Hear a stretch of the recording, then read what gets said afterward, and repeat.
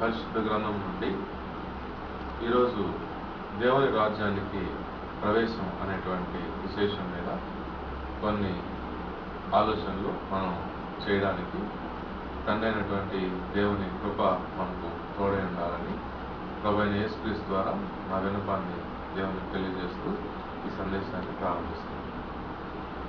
పేతురు రాసినటువంటి మొదటి పత్రికలో 1వ అధ్యాయము 14వ వచనంలో, నేను పరిశుద్ధుడనై ఉన్నాను కనుక మీరును పరిశుద్ధులై ఉండుడని వ్రాయబడి ఉన్నది. దేవుడు పరిశుద్ధుడు కనుక మనం కూడా పరిశుద్ధులుగా ఉండాలనేటువంటి ఈ ఆలోచన ఎందుకు వ్రాయబడింది అంటే, ప్రసంగి 12వ అధ్యాయము 7వ వచనంలో చెప్పబడింది, మన్నైనది వెనుకటి వలనే మన్నైపోవను, ఆత్మ దాని దయచేసిన దేవుని వద్దకు మరలా పోవను అని వ్రాయబడింది. మానవుడు అనగా మట్టి ప్లస్ జీవాత్మ. ఈ జీవాత్మ దేవుని వద్దకు మరలా పోవాలి. మట్టిలో నుంచి తయారు చేయబడినటువంటి శరీరం మరలా మట్టి అయిపోవాలి. కానీ ఈరోజు మనం చూసినట్లయితే సువార్తలు 4లో, అంటే మత్తయి, మార్కు, లూకా, యోహాను సువార్తలలో ఎంతో మంది చనిపోయిన తర్వాత దేవుని వద్దకు పోలేక వాళ్ళ అపవిత్రాత్మలుగా తాము బాధపడుతూ అనేక శరీరాల్లోకి వెళ్ళి వాళ్ళను బాధపెడుతూ అటువంటి వారిని ప్రభువు కాపాడడం, ఆ దేహాల నుంచి వారికి బయటకు వెళ్ళేలా ప్రభు ఆజ్ఞ ఇవ్వడం మనం చూస్తూ ఉన్నాం. కాబట్టి మనిషి చనిపోయిన తర్వాత కంపల్సరీ దేవుని దగ్గరికే వెళ్ళాలి, దేవుని రాజ్యంలో ప్రవేశించాలి అంటే దానికి దేవుడు ఏర్పాటు చేసినటువంటి మార్గం ఏదనగా, దేవుడు పరిశుద్ధుడై ఉన్న ప్రకారము మానవులు కూడా పరిశుద్ధతను సాధించడం. పరిశుద్ధతను సాధించాలి అంటే దేవుడు ఏర్పాటు చేసినటువంటి మార్గం ఏమిటంటే, దేవుడు లోకమును ఎంతో ప్రేమించను కాగా ఆయన తన అద్వితీయ కుమారునిగా పుట్టిన వారి యందు విశ్వాసముంచు ప్రతివాడును నశింపక నిత్య జీవం పొందినట్లు ఆయనను అనుగ్రహించను అని యోహాను సువార్త 3వ అధ్యాయం 16వ వచనం చెప్పిన ప్రకారంగా యేసును దేవుడు తన అద్వితీయ కుమారుడిగా మనకు అనుగ్రహించున్నాడు.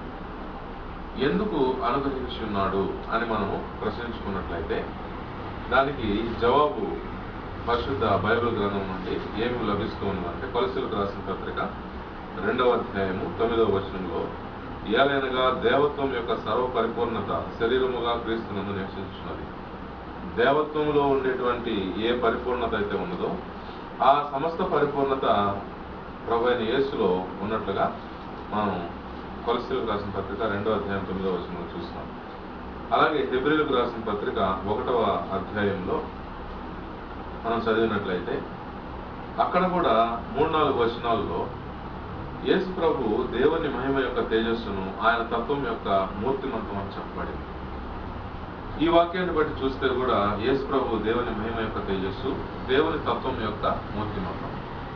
ఎవడైనా పరిశుద్ధతను సాధించాలి అంటే యేసు ప్రభు యొక్క వ్యక్తిత్వాన్ని, యేసు ప్రభు యొక్క ప్రవర్తనను, యేసు ప్రభు యొక్క గుణ లక్షణాలను సాధించడం అనేది పరలోక రాజ్యంలో ప్రవేశానికి అర్హతగా తండ్రి అయినటువంటి దేవుడు నియమించున్నాడు.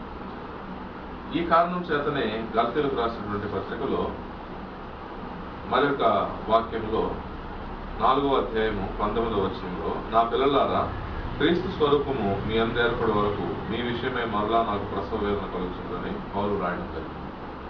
ఈ వాక్యాన్ని బట్టి మనం గమనిస్తే కూడా క్రీస్తు స్వరూపము సాధించడం అనేది చాలా ఆవశ్యకమని మనం గుర్తించగలుగుతూ ఉన్నాం.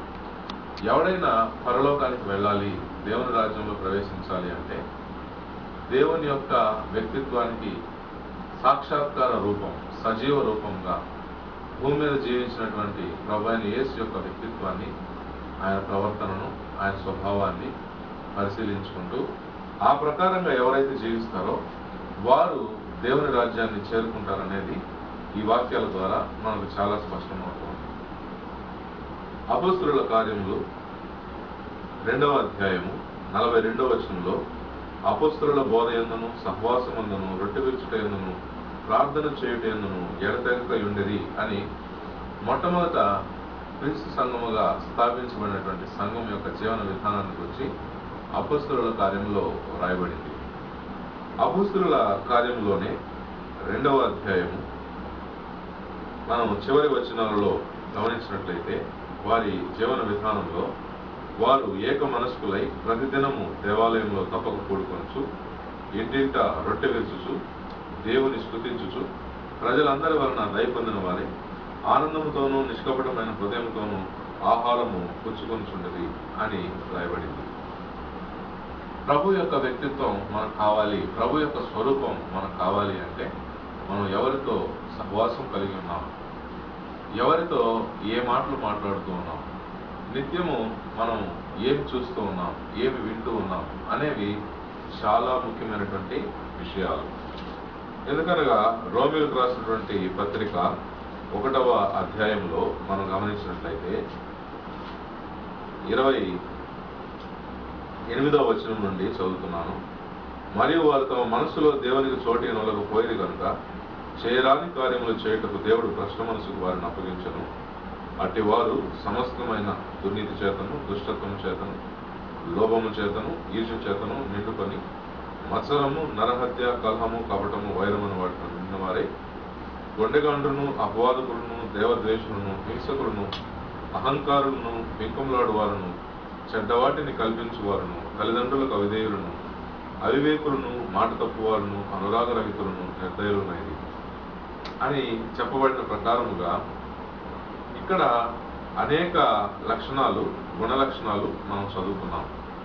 అనగా లోభము, ఈర్ష్య, మత్సరము, నరహత్య, కలహము, కపటము, వైరము, ఇలాంటి విషయాలను గురించే ఈరోజు సినిమాలలో కానీ సీరియల్స్లో కానీ ఎక్కువగా కథా వస్తువులుగా ఉంటూ ఈ గుణ లక్షణాల చుట్టే అనేక సంఘటనలు జరుగుతున్నాయి. అలాగే న్యూస్ పేపర్ తీసుకున్నా, టీవీలో న్యూస్ చూసినా ఈ గుణ లక్షణాలకు సంబంధించిన సంఘటనల గురించి ఎక్కువ చర్చా కార్యక్రమాలు జరుగుతున్నాయి. ఈ కారణం చేత నిరంతరం మానవ మనసుల్లో ఇవే చూస్తూ, ఇవే వింటూ, ఇవే చర్చిస్తూ ఉండడం వలన వీటికి సంబంధించినటువంటి ఆలోచనలే ఎక్కువగా వచ్చేటువంటి ఈ ప్రపంచంలో దేవుడు క్రీస్తు సంఘాన్ని ఎందుకు ఏర్పాటు చేశాడంటే దేవుని యొక్క తత్వం యొక్క మూర్తిమంతమైనటువంటి యేసు యొక్క స్వరూపాన్ని ఆలోచించడానికి, మాట్లాడడానికి, చర్చించుకోవడానికి, ఆయన వ్యక్తిత్వాన్ని అనుసరించినటువంటి ప్రవర్తన కలిగి ఒకరేళ్ళ ఒకరు యేసు వలె ప్రవర్తించడానికి గాను అలాంటి సహవాసం కలిగి ఉండడానికి క్రీస్తు సంఘమును దేవుడు ఏర్పాటు చేస్తున్నాడు. అందువలన ఎవరైతే దేవుని రాజ్యమును చేరుకోవాలనుకుంటున్నారో అలాంటి వారు క్రీస్తు సంఘములో సభ్యులుగా ఉంటూ ఇదే లక్ష్యాన్ని, అనగా యేసు స్వరూపాన్ని సంపాదించడమే లక్ష్యంగా కలిగినటువంటి సాటి సంఘ సభ్యులతో క్రీస్తు స్వరూపానికి సంబంధించినటువంటి మాటలు, చర్చలు, అందుకు అనుగుణమైనటువంటి కార్యక్రమాలు కలిగిన వారే ఎవరైతే జీవిస్తారో అలాంటి వారు చనిపోయేలోపు క్రీస్తు స్వరూపాన్ని సంపాదించుకొని, క్రీస్తు దేవత్వం యొక్క సర్వపరిపూర్ణత కలిగిన వాడు కాబట్టి క్రీస్తు ఏ విధముగా చనిపోయి ఆయన తన యొక్క తండ్రి యొక్క రాజ్యంలో ఆయన ప్రవేశాన్ని ఆయన ఏమాత్రం ఇబ్బంది లేకుండా ఖరారు చేసుకోగలిగాడు. ఆయన అడుగుజాడల్లో ఎవరైతే ఆయన స్వరూపాన్ని సాధించి చనిపోతారో వారు కూడా చనిపోయిన తర్వాత ప్రసంగి 12 రాసిన ప్రకారం ఆత్మ దేవుని ఎదుకు మరలా పోవును అనేటువంటి ఆ యొక్క వాక్యాన్ని తమ జీవితంలో నిజం చేసుకోగలుగుతారు. అందువలన ఈ మాటను బట్టి క్రీస్తు స్వరూపాన్ని సాధించుటకు జాగ్రత్త పడి మనమందరం కూడా క్రీస్తు యొక్క వ్యక్తిత్వ సాధనలో దినదినము ముందుకెళ్లాలని కోరుకుంటూ ముగిస్తున్నాం.